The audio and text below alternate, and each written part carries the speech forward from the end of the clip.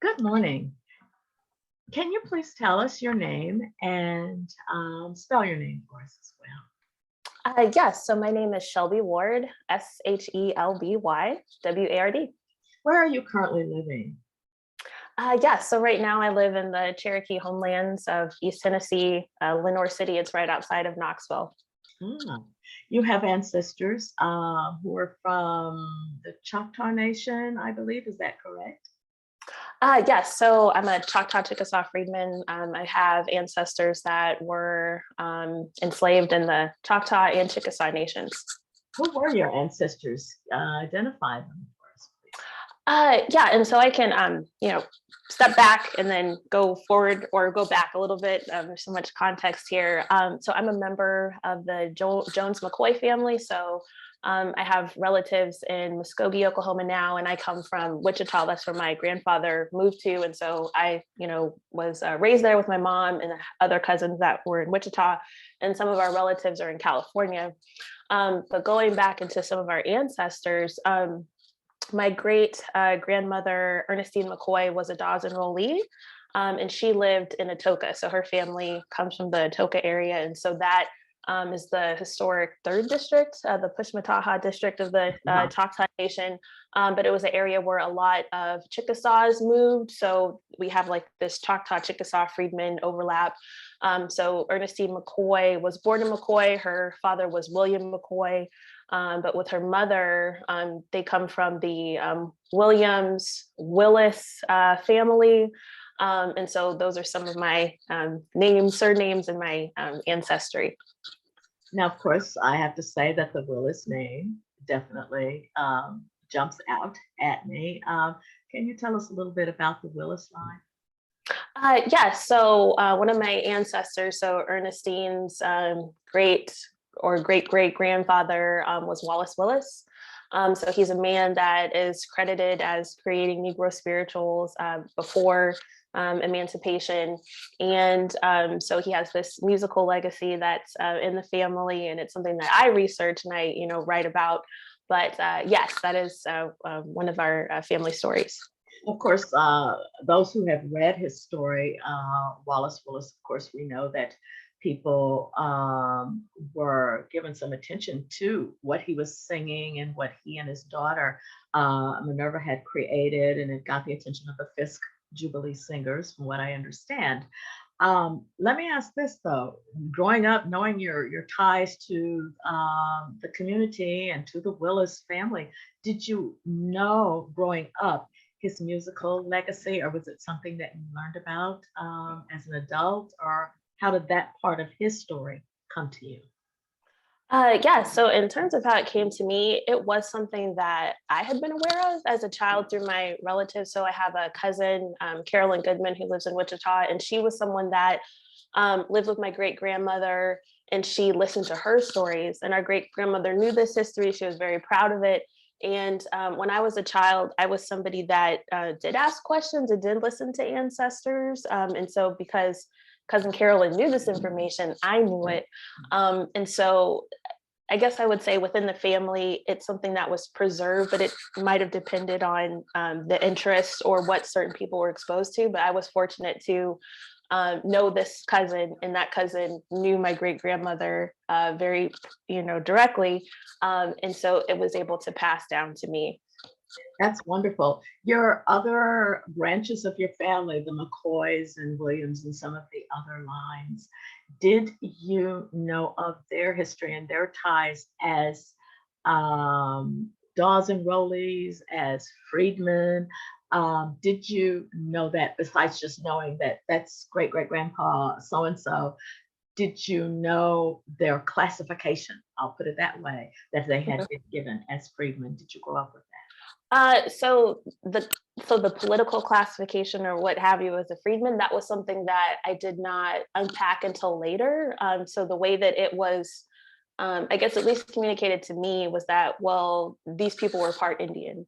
But it was very interesting because we have her original Dawes related records and Dawes related records of other family members, and I inherited it. So I have her Dawes allotment certificate. She kept it in her family Bible, and I inherited the family Bible and thus that certificate. So the records were there, but at least in terms of what I heard, that's not what I understood it to be. I can't speak for my cousins that stayed in Oklahoma, who knows, or I should ask them if they had that understanding. But yes, that was something that learned about later, and I continue to, learn and interact with today.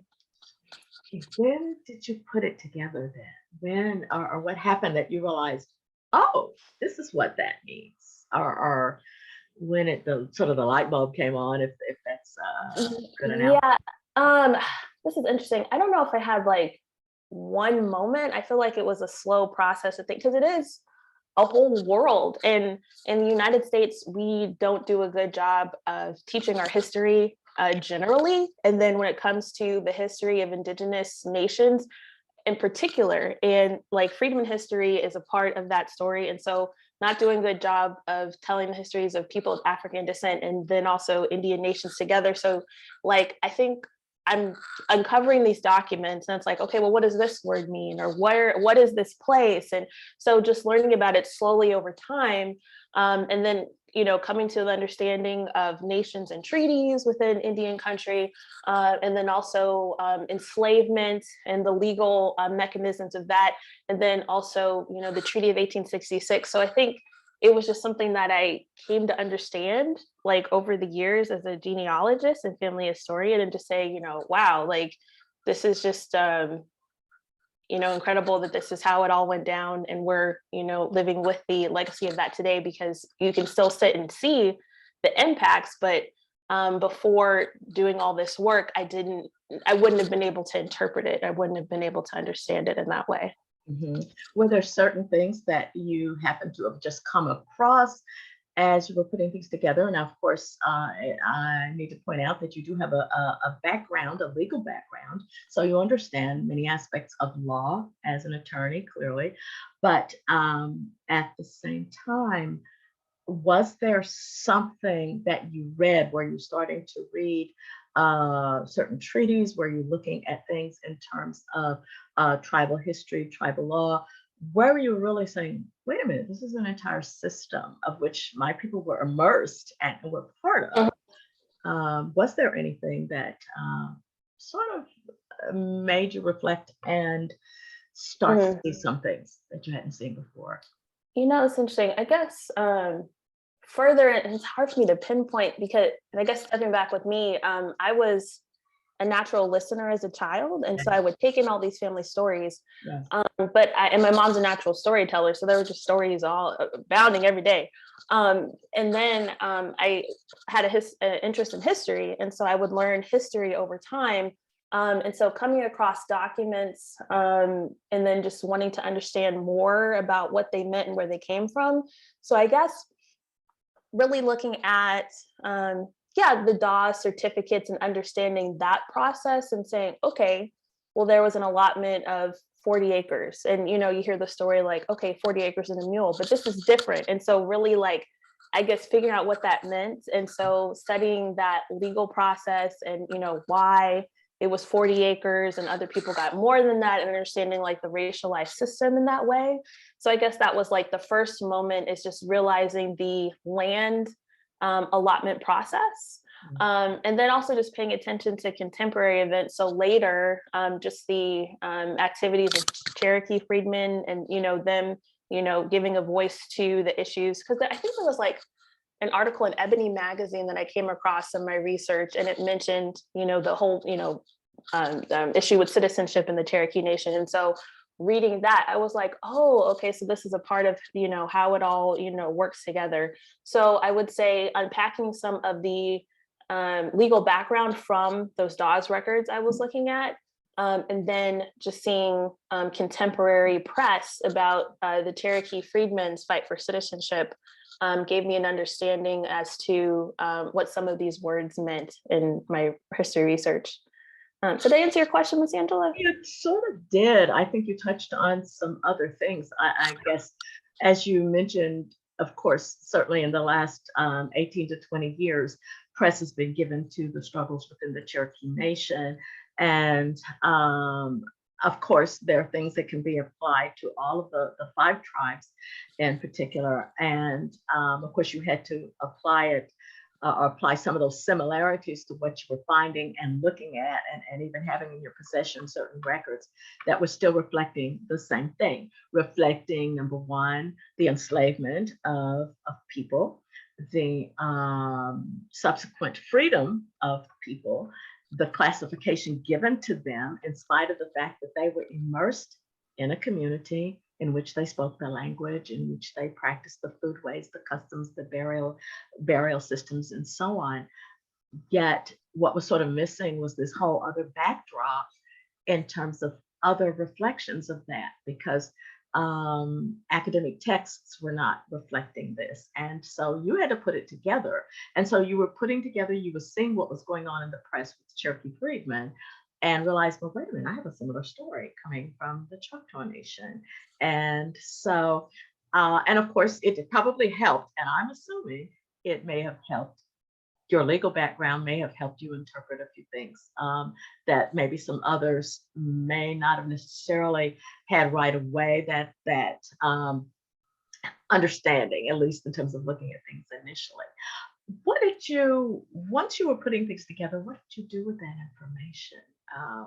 What sort of happened? What made you, besides personally looking at something going, how interesting, what did you do with that information? Yeah, so I guess I could say that there are several things that occurred with me having this information. So one thing is just talking to family members at length about what I find. And I, try to do this with other, history related things that I find, because they know I'm the family historian.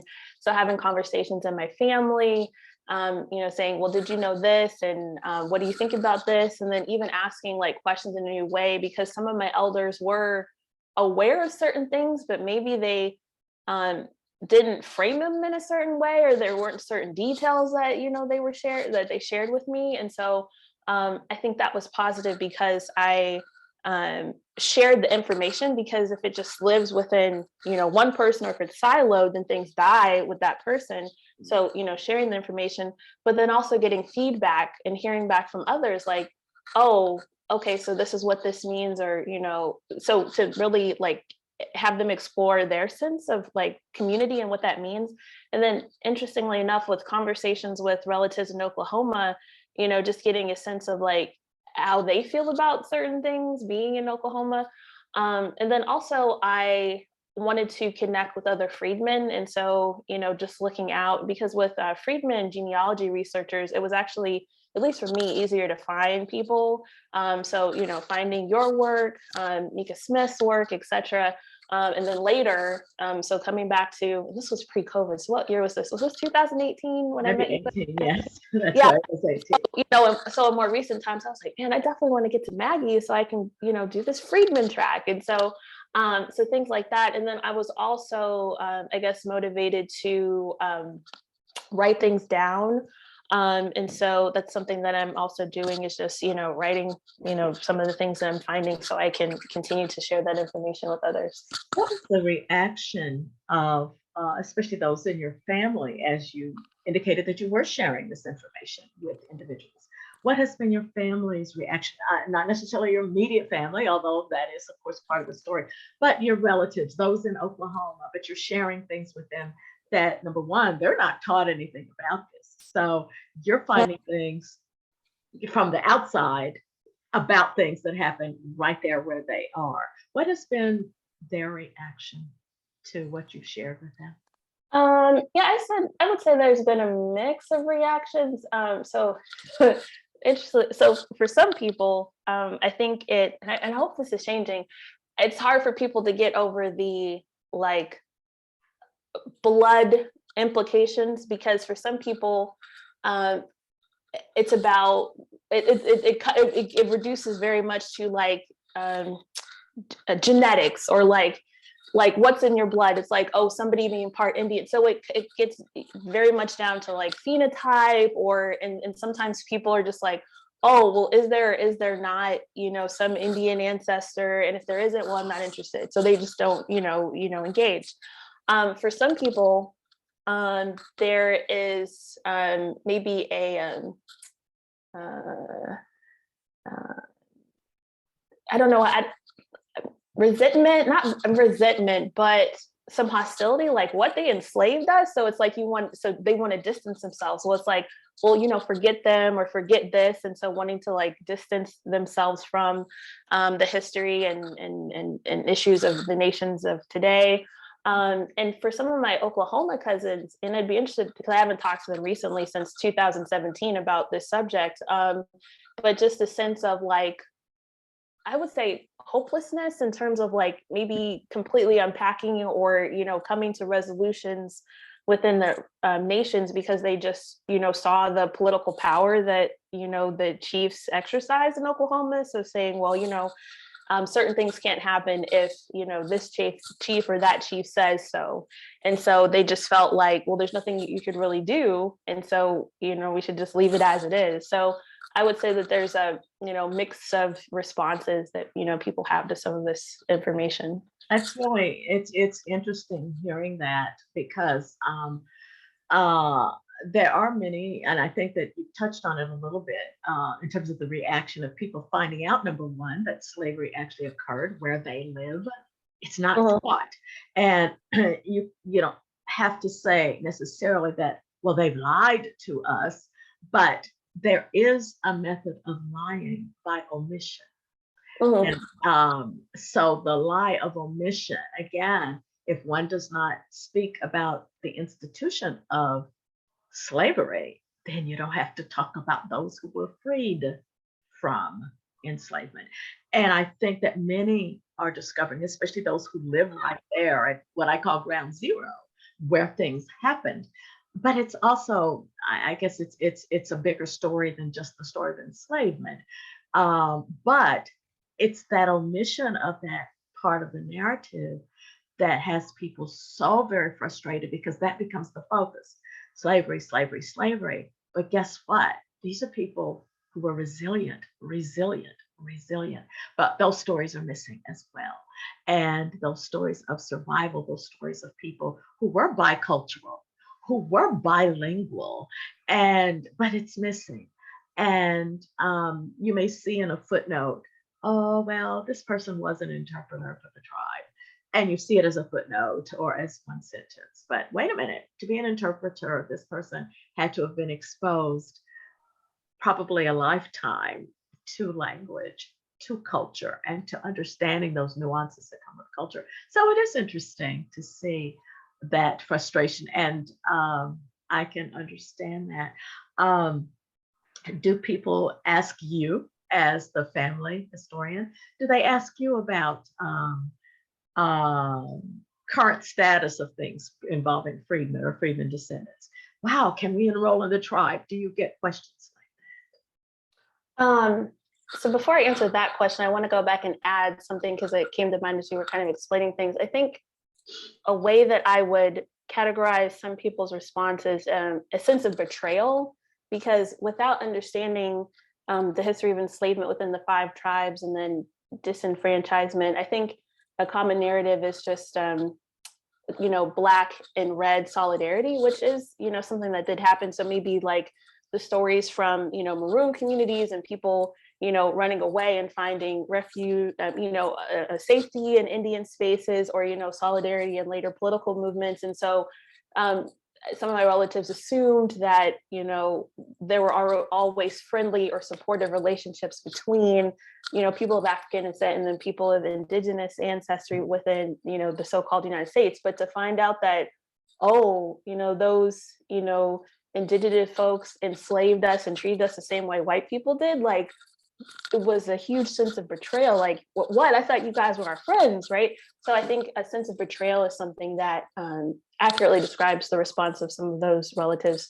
But going back to what you asked me about people, the questions that they have for me, and this comes back to my particular family story with Wallace Willis. Now, I get a lot of questions about him specifically and, his work, and what his life was like. And so people in my family are interested in some of those particular kinds of stories. And so that's motivating me to understand, okay, like, where he lived, who did he know, what his life was like. And so I share that information with relatives. And some of this, I wrote an article about it, which should be forthcoming this year in the OHSS Chronicles of Oklahoma, and that's the Oklahoma Historical Society's journal.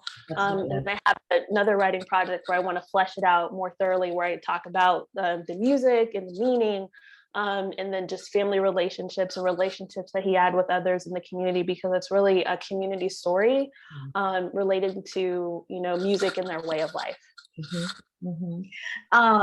You made an interesting point when you referred to a sense that some may have in terms of a sense of betrayal, and I guess it's a narrative that perhaps may be reflective of one community, and of course keeping in mind there are more than 550 federally recognized tribes, but the story of what may have happened in Florida among a group of Seminoles in terms of where individuals maybe formed an alliance with each other, fought against the common enemy, and then were relocated together to the territory. That small narrative of this one single community has somehow been absorbed and believed by many to take a paintbrush and make that the entire story. So to the point that we believe, oh, but we were allies, we were friends, except we forget we're the only ones who are saying that. That part of that narrative is not coming from Native circles. And unless it is one to maybe lessen their involvement with the domestic slave trade. And what's interesting, I think, was it about a year or so ago on one of the tribal websites, they were saying that, oh yes, slaves in the South took refuge in the nation. And no, I think that was on, was it Chickasaw Nation on one of the websites. I think I took a screenshot of that because a lot of people are like, whoa, wait a minute. You were big time slaveholders, Confederate soldiers in the Civil War. And whatever, at least just speak to the truth. And where do we move on as human beings going forward? So it's interesting, as you mentioned, that word of betrayal. So how has, I'm curious, this knowledge, this history that you've been able to put together from many different sources and many different perspectives, how has discovery of this history, living with this history, pursuing more of this history, how has it affected you? Has it affected me? I guess I would say that it is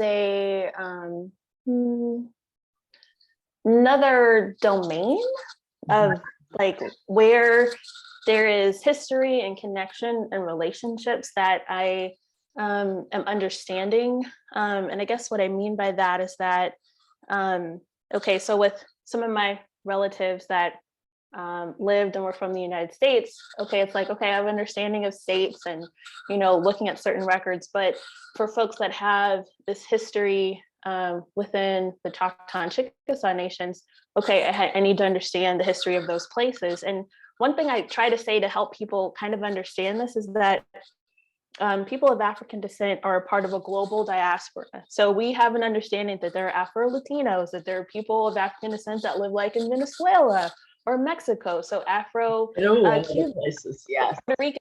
So Afro-Indigenous people, in the way that we use that term, it's a similar thing or it's the same thing. So it's not that different. And so it's just like we're talking about people of African descent in a different place where you have blended cultural practices. And so, I'm a part of that story, that community. And so just having the understanding of that, is just a part of, the relationships that I've always had. It's just that I'm, understanding them. And I guess going back to another question that you had, I can't remember how you put it exactly, but, what did you do in response to this information? At least, well, I'm gonna say, well, I'm talking about myself, but we're talking about broader issues. So for me, it encouraged me to lean in and to have a greater understanding of what is going on in Indian country. So like what you said, Miss Angela, there are, hundreds of federally recognized tribes in the so-called United States. And the people of African descent within the 5 tribes, we're a part of this world. And so to be a member of this world, I should be informed and, know what's going on. And so it encouraged me to, be educated about treaties. So not just our treaties, but treaties overall. And so past issues, so histories of, the United States and the relationships with various Indian nations, but then also contemporary issues, or things I should say that are ongoing. So missing and murdered Indigenous women, and now with all of the discoveries going on. Well, I don't want to say discoveries because some people always knew, but it comes more to the forefront of the treatment of Indian children at boarding schools. At And the so, schools, yes. yeah, so I think it's Tragic. important for freedmen to be aware of our stories and our histories, particularly within our nations and within our families. But I also think it's important for us to be aware of what's going on within Indian country as a whole, because we're a part of this. And it's also a way for us to interpret what's happening. It's just a way for us to just be more informed about what's going on with ourselves in the world. Very interesting. And in addition to that, of course, there's all kinds of pushback from different angles that you're going to encounter, but that's life, certainly. But we have another challenge, those of us within, I'll say the Oklahoma Freedmen diaspora, which of course is very small in contrast to the larger African diaspora, but still, it is still something important to talk about, because there are some one might say, well, they're just an anomaly. They're just a little fluke out there. Well, no, 20,000 people who were given this classification are not an anomaly, but the stories are missing. And because the stories have been omitted for so long, although the records are there, the documentation is there, we have another challenge. We are up against, well, yeah, there's some pushback from others, maybe within tribal sectors, but there's a little bit of pushback coming from within the African diaspora, because we have some people who have been so traumatized by maybe microaggressions that they lived with, and the lack of information about who they are, who their people were, and what their past is. They're creating a past that didn't exist. They're creating this narrative, and now that narrative is, oh yeah, well, the real Native people aren't really Native, and they're really Black, and then there's this other part of that narrative that, oh yeah, we really have ties to the African continent, and you have all of those sort of twisted variations of people still seeking the answer to who are we. And of course, those of us coming from this corner of what we call the United States, but particularly the state of Oklahoma, particularly the eastern part of Oklahoma, and specifically from 5 of the 39 tribes that are federally recognized within that state. We have a very well-documented history, and it's not just something that goes back to the 1890s. No, it goes back much farther than that, and extremely well-documented generation after generation. So it's complex, for sure. And you have, I think, touched on a few things, but one thing I would like for you to talk about a little bit in terms of, how's this affected you, or what have you done? You have become creative. Speak a little bit about the Oklahoma Freedmen Collective. Yes, so the Oklahoma Freedmen Collective is a group of freedmen, researchers and storytellers and friends of freedmen, who are dedicated to teaching how to do your genealogy, using technology to tell those stories and to share that information with others. And so we developed it a few years ago in collaboration together online. And so people from various places were able to participate. And so we had monthly meetings, and then also just working towards documenting our stories. And so we have a website, okfreedmen.org, for folks, to go, and you can sign up for our mailing list and, see some of our information there. And so for this year, 2022, we're hoping to come out with some new content, and really wanting to, take that next step to, empower people to tell their stories and get their stories out there. And it's really, I would say, centering on, being of service to the Freedmen community, so people can feel like, they're equipped and ready to tell their stories and to share that within their own families and communities. And I suppose going back to what some of what you also said, Miss Angela, is that it's just so important, I guess, for people to approach questions of their family story and their individual story with truth, because I don't know, the truth is what it is. So like, I know maybe grandma said this, or maybe you're hearing this and you want it to be a certain way, but if we can just be honest, like, the truth will set us free. And then also the truth is very interesting. It's very interesting. So there's nothing lost, here with pursuing the truth. And so I think that that's something that we should, also remember in our journeys individually and then collectively, to just hold truth as something that, we pursue, and not to let, I guess, some myths abound that aren't based on facts, but on what people would like them to be. But yeah, so that's to, answer your question, to share some commentary. Well, when you decided to sort of create this platform, what was the catalyst? What made you decide maybe we need this? What pushed you in that?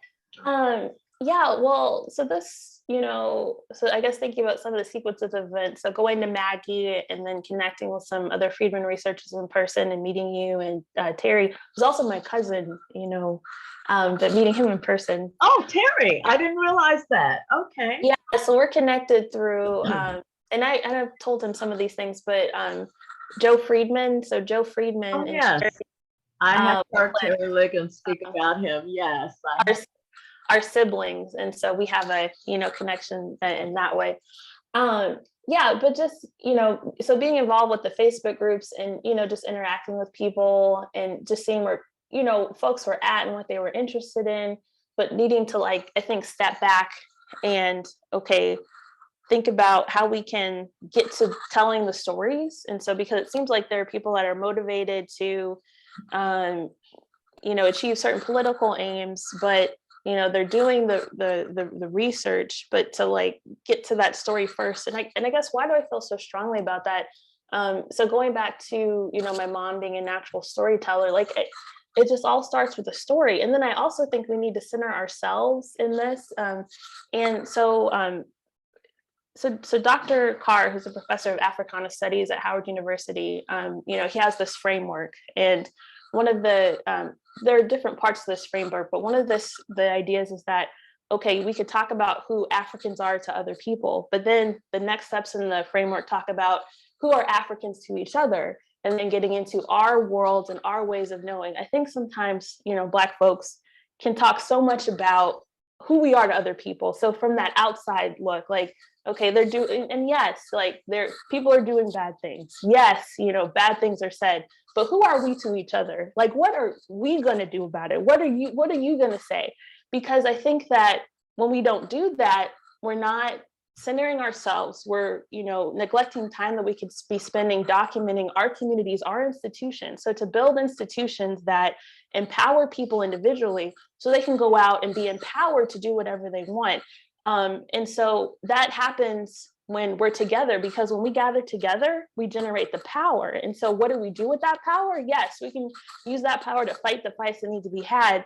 But if we don't build institutions that are regenerative, so we empower ourselves so we can plant seeds into the future, it just will burn out, because it's like, okay, we're empowering ourselves to go fight an outside battle, but then we're not regenerating the community so we can have future generations that are informed, that can go out, and because some people might need to fight a battle, but then some people might need to, grow the food to empower people. So that's me going on and on, saying about, I think it's about creating institutions that can enrich us and make us better, collectively. So, that's the collective. You just made a statement in terms of maybe sometimes we look at even ourselves from the outside, and which I think explains why you have people making up fictitious things about ourselves, our origins, who we are. At the excuse me, at the same time, it is important what you're doing with the collective and encouraging storytellers, So because you said something in the analogy you made in terms of the planting those seeds, and if no one else is planting those seeds to grow the food to nurture that next generation, well, then that's how people become extinct, so to speak. But at the same time, it is important because and it's why I appreciate what you're doing with the collective and putting your stories out there on a larger platform and reaching out to OHS, which we all need to be doing. And if we can, some of us need to get our stories published by OU Press or some entity that does focus on our regional history, because we're part of that history and it's important that we tell it. So I think it's really great. I am curious, what are your plans going forward at this point, either for yourself, for the collective, for the greater need to tell that story on a broader basis? What are your plans going forward at this point? Yeah, so I mentioned some of the writing projects I have in the work, so wrapping those up, so taking care of that article, and so for telling the story of Wallace and music and the community that he comes from, getting that into a book, and then I would say continuing to collaborate with others, so supporting what's going on with the association. So thank you so much for inviting me to come and speak. And then also I'm the Tennessee representative for the Descendants of Freedmen of the Five Civilized Tribes Association. So I'm continuing to work in that group in the capacity and, here in Tennessee, and then supporting some of the advocacy oriented things that are coming up in that group. And then also, and this is related to all of this, I'm a member of the Tennessee chapter of the Trail of Tears Association. So the Trail of Tears Association is a group that is dedicated to supporting the National Trail of Tears. So people are familiar with the national park system, so like Yosemite, Yellowstone, etc. But we also have national historic trails, which are kind of like, well, it's interesting. They're federally supported or designated areas that tell a story. So for some places, like a national park or a national forest is in one place, but a trail is across several places. That's the trail. So this is a group that supports the Trail of Tears, National Historic Trail. And so in that group, we have meetings and we share news, and I actually did a presentation several months ago about freedmen.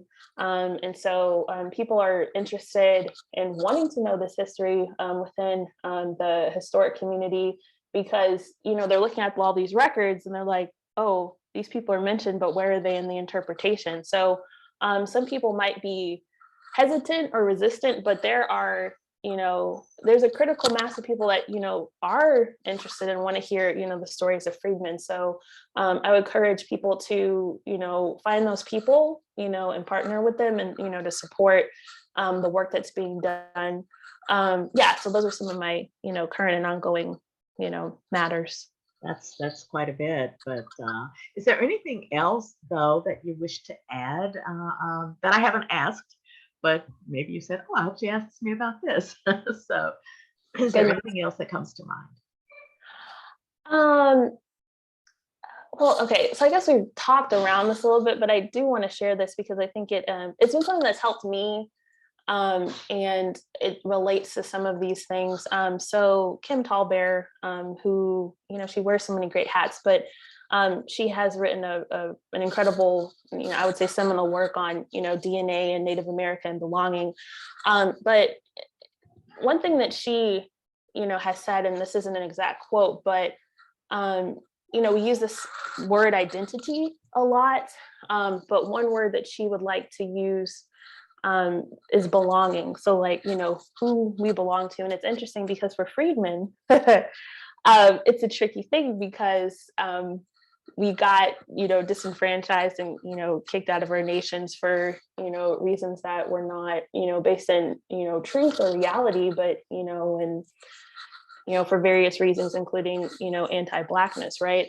But I still like to think about what Professor Tallbear talks about, because it relates to like relationality, because sometimes we hold like, okay, being Black or being Indigenous as these labels that we put on ourselves, but these are we're talking about communities of people. And in our context, I think it's important to talk about communities of living people. Indigenous people are not dead. Afro-Indigenous people are not dead. We are still here. And so we need to, I think it's important for us to recognize that and to speak life to that. And what this means for freedmen, think about not just me being a freedman, but think about your family. So, you know, call upon all your freedmen relations. So your mom, your dad, your cousins, who all we're all in this together. We're not just some freedmen, you know, out alone in the fight, but we're here together, and we're here with our ancestors. Yeah. And then I would also say that, you know, we're a part of the, you know, greater, you know, framework, or not framework, but we're a part of the greater, you know, Indian country, and so we should, you know, be present. You know, we are here, and it's okay to, you know, be there, and to, you know, be confident in that. So don't, you know, shy away, but to be there, but to always come in love, and to always come in respect, and to have good intentions, because we're all, you know, related, and we need to, you know, work to be good relations to each other. So to really figure out what that means within freedmen spaces, and then also within spaces across Indian country writ large. Absolutely. I think that's well stated, and I think we're going to end with that. I certainly want to thank you for really just taking the time to share some of your thoughts, your ideas, your accomplishments. I have been admiring what you have been doing for some time, and I appreciate the fact that you have agreed, of course, to participate in our oral history project and this interview, of course, which is part of the Choctaw and Chickasaw Freedmen Association, our Descendant Oral History Initiative that is underway. And so certainly I am just very, very grateful that you're a part of that. You're a person who's much needed in the community, and well admired, well respected. And I think you've spoken to certain things that need to happen. I hope that we can talk again going forward as well. Your voice is a much needed voice. And I just want to thank you again. And Yakoke, Asipicha Yakoke. Okay.